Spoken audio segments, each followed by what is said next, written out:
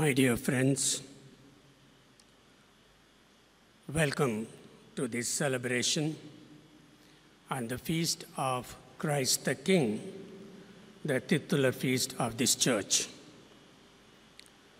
This is going to be a reminiscence of 50 years, filled with moments of joy and events of challenges.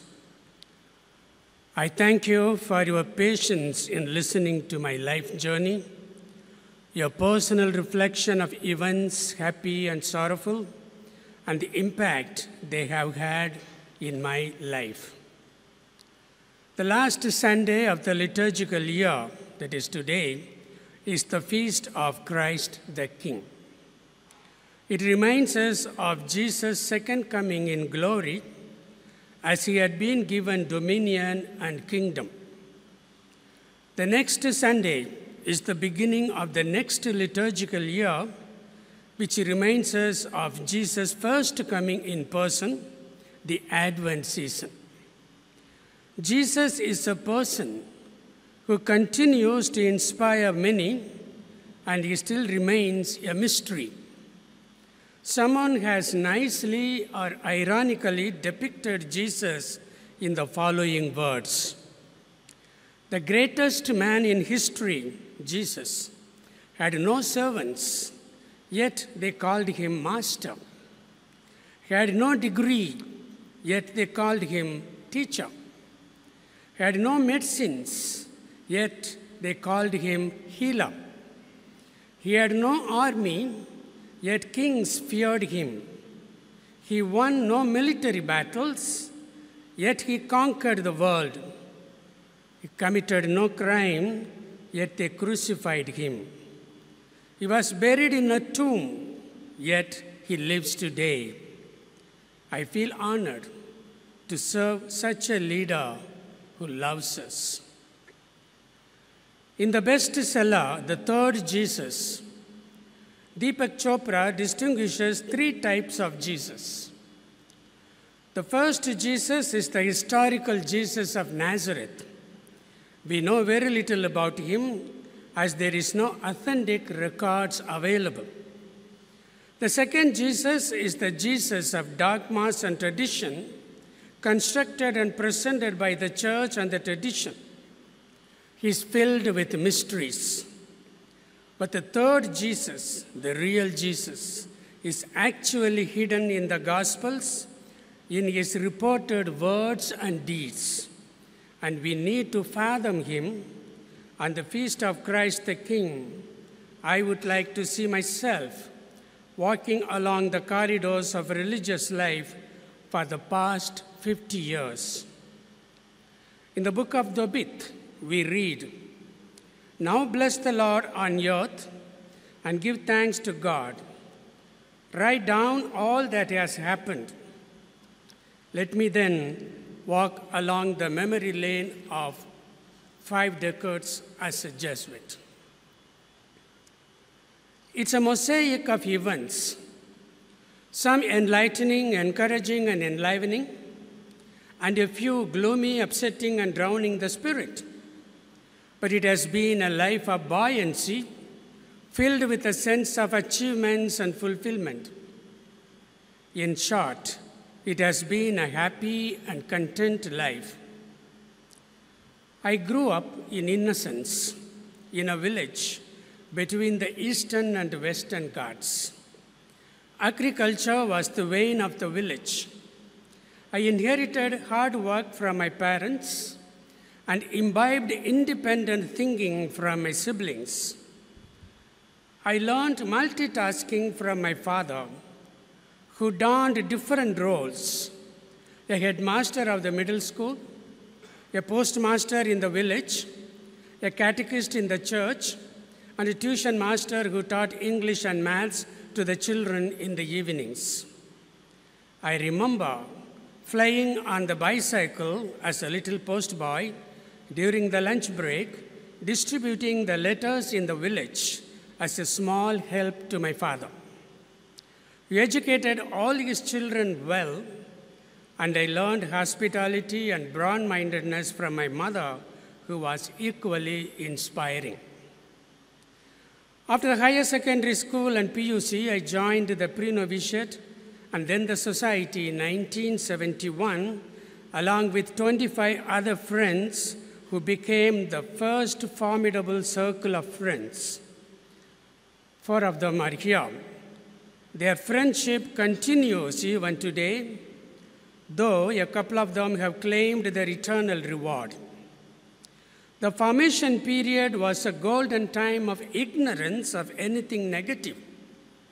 I was good in studies, received excellent formation, which I would say the best in the world. I was offered many administrative posts like beadles in the pre-novitiate, novitiate, and juniorate. With national award in SSLC, triple first class and distinction in BSc, and university rank in MSc, the academic way broadened for my theology in Germany and doctoral research in the USA. When I returned to the province, the then provincial challenged me whether I could establish myself in research instead of looking for positions as principal and rector. I said yes, and I meant it. When the offer of becoming vice provincial and the rector of Loyola came, I could politely decline with a preference to research. Life was the outcome of it. The first NOC team to Loyola appreciated its multidisciplinary initiative in research. And even today, I continue with my research, though I have moved from physics in the lab to science and religion in my room. So far, so good. I was considered to be an intelligent, foreign-trained, elite Jesuit. The global formation imparted to me in the Society of Jesus gave me the escape velocity to break the barrier of social fetters, bias, and prejudices and zoom into the sky of excellence. The real insight I got with regard to social consciousness in the society was when I was appointed the provincial of Tamil Nadu Jesuits. I faced a huge challenge.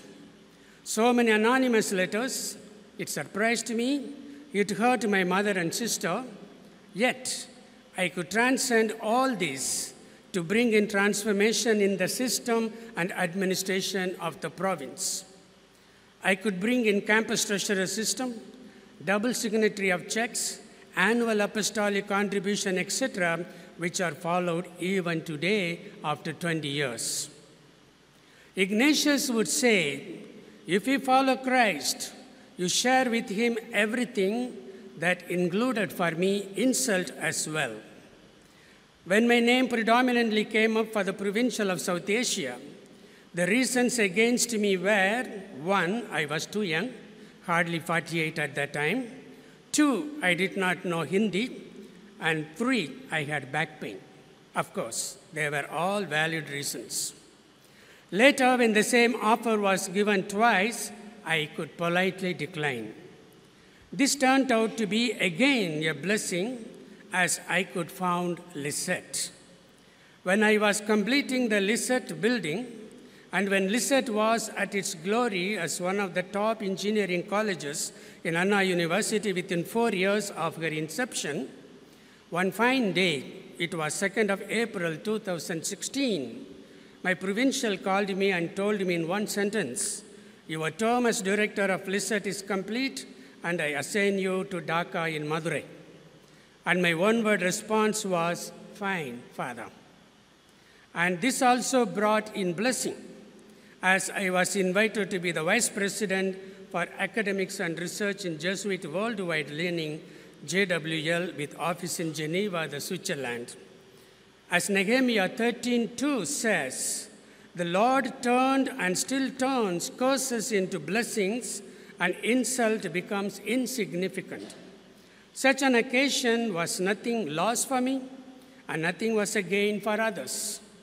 At those moments, I felt myself surfing on the storm of waves with a focus on the Lord of storms rather than on the eye of the storm, which would be passing anyway. After all, they were like storms in the teacup. But there is always the other side in life to look for and to be strengthened. My second standard teacher, may God rest him in peace, introduced me to the public speaking. And my ninth standard teacher introduced me to writing. Formators like Fathers Leo Correa, Vyaguladasan, M.T. John, and my doctoral guide, Dr. Goldsmith, and others served as beacons of inspiration. The big panda asked the tiny dragon, what is more important, the journey or the destination? And the tiny dragon responded, the company.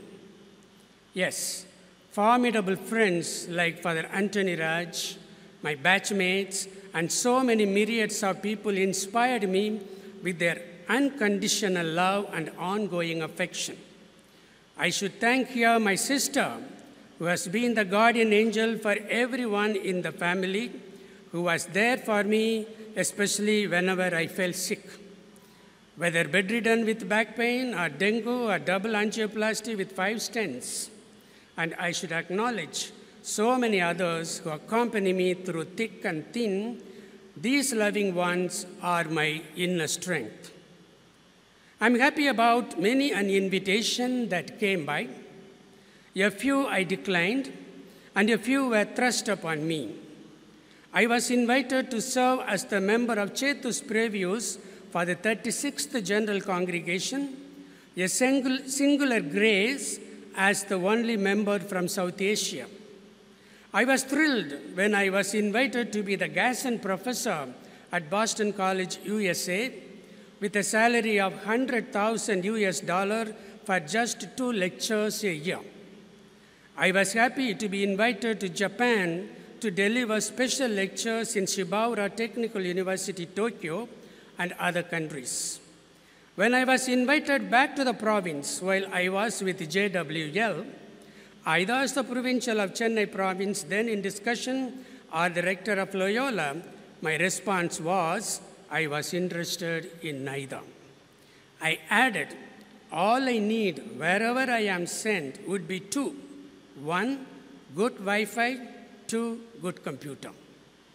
After years of avid reading, much of in-depth critical reflection sharpened with a tinge of experience, I am ready to offer my synthesis of my world and God view intertwined with life experience. So far, I could write and edit 24 books. I could publish over 160 research articles.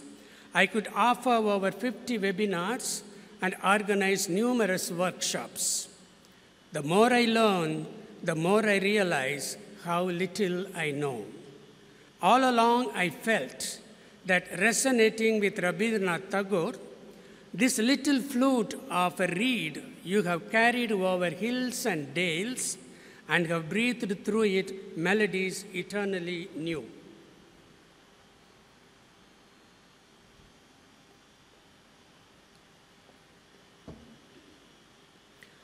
From invitation phase, I was journeying into implosion phase. After spending nearly half a century in the Society of Jesus, I began to understand the intricacy and undercurrent of subtle politics, especially social groups and power politics. Fortunately, I grew up with no godfather in the religious life, though I had tons of friends both inside and outside the society. Initially, I could not understand how people who could cordially speak with each other and at the same time becoming inimically behind your back. But that seems to be the harsh reality. I was forced to think that I should play the game of others with their own rules. Still, I am finding around my way, especially with those whom I helped to come up academically and administratively, and who have delight in tarnishing my name, and those who, through false projection, cover their inability and inadequacy in administration. That is the game that is going on. Perhaps it had been going on earlier as well, but I might have been gloriously unaware of it. Ultimately, at the end of the day, I am happy to know that I could wield influence intellectually, administratively, spiritually. I realized that in life about 10% would adore you. Another 10% would criticize you, however best you are and do, while the rest 80% would be indifferent, like cats on the wall. Even if you have a grand vision and a formidable plan, working in a system with no planning and little vision would be either suicidal for the individual or system failure for the organization. But our focus has to be the mission, and in our context, the target people who should be taken up from untouchables to unreachable status in the society. The world of social Darwinism believes in the survival of the elite and the fittest. But the principle and foundation of our vocation is to toil with the poor and the marginalized, especially the Dalits, since we believe that the best is at the bottom of the social pyramid. And our mission has to grow towards fullness and perfection. I have learned in life how atomic habits, which are tiny habits, that could bring in tremendous results for the better by attitude adjustments. Today, I could feel the impact on me with awe and wonder, wrapped within the package of gratitude and thanks. I remember what I told Father Boniface Jairaj when we met with a car accident on our way back from the shrine of Isaac Jones and companions from Morrisville in the USA, when we escaped miraculously. I told Father Jairaj, amidst his apparent joke, when the time comes, we go. Until then, let us keep working. This is the dynamic spirit that keeps me going. For me, every day gives me the experience as though it is the first day in my life, as though it is the last day in my life, and as though it is the only day in my life. When I go to bed at night, I'm not sure whether I would be up in the morning. That is the reason why I clean up my table before I hit the sack with no email unanswered as much as possible and no work beyond a deadline. Every day I recite Psalm 23 with the emphasis on the words, even if I walk through the valley of the shadow of death, I fear no evil, for you are with me. At present, I am blessed with a bunch of committed unit heads and officials, resonating fellow Jesuits in the Loyola College Society administration and in the Jesuit community, and friendly staff members, both teaching and non-teaching. I cannot ask for anything more or better. What is most important on this day, when we celebrate the feast of Christ the King? As for me, I want to surrender to him as a son of St. Ignatius, all I am and all I am capable of to the eternal King and Lord. I tell Jesus, take, Lord, all you desire. The rest, in case something is left out, I offer it to you and you kindly receive the same. All I ask today of you is this: give me your love along with the love of my true and genuine friends. That is enough today, tomorrow, and all the days to come. And I try to imitate Jesus. He ennobled the enabled and enabled the disabled. And I shall try to do the same. I keep going, remembering the words of Jesus, you are worth more than many sparrows. And I'm sure that I'm definitely worth more than a couple of sparrows. Today, as every day, is a day of inventory. I recall what Khalil Gibran says on work in his book, The Prophet. Work is love made visible. And if we cannot work with love, but only with disaster or distaste, it is better that you should leave your work and sit at the gate of the temple and take alms of those who work with joy. For you bake bread with indifference, you bake a eats but half man's hunger. I have been constantly reminding myself that God loves a cheerful giver, and that has been all along the propelling dynamism in my life. I have completed my 50 years of golden life in the Society of Jesus. It is really golden, for I do not remember any permission denied to me. No one counted money for my global education and for my health. Today I continue that journey anew with energy, at least for the next 10 to 15 years. I begin to look for Jesus who comes to me, as Albert Schweitzer writes in conclusion of his famous book, The Quest of the Historical Jesus. He comes to us as one unknown, without a name as of old by the lakeside. He came to those men who knew him not. He speaks to us the same word, follow me, and sets us to the tasks which he has to fulfill for our time. He commands, and to those who obey him, whether they be wise or simple, he will reveal himself in the toils and conflicts and sufferings which they shall pass through in his fellowship, and as an ineffable mystery, those shall learn in their own experience who he is. This Jesus is out there, as Rabindranath Tagore says in Gitanjali. Who do you worship in this lonely, dark corner of a temple with doors all shut? He is there where the tiller is tilling the hard ground and whether the pathmaker is breaking stones. He is with them in sun and shower, and his garment is covered with dust. Let us seek him amidst them and see things anew with Ignatian eyes. Each one of you have touched me, and I have grown. As I keep walking, I invite you to accompany me. Do not go in front of me. I am not sure whether I would follow you. Do not come after me. I am not sure whether I could lead you. But come with me and be my co-pilgrim. We shall walk together. Let Christ the King be the companion, as he did for the disciples on the way to Emmaus. I express my hearty thanks to my family members, the Society of Jesus, my friends, and Loyola Chennai, which has been a home to me for many decades. And I'm grateful to a few for their unconditional love and affection.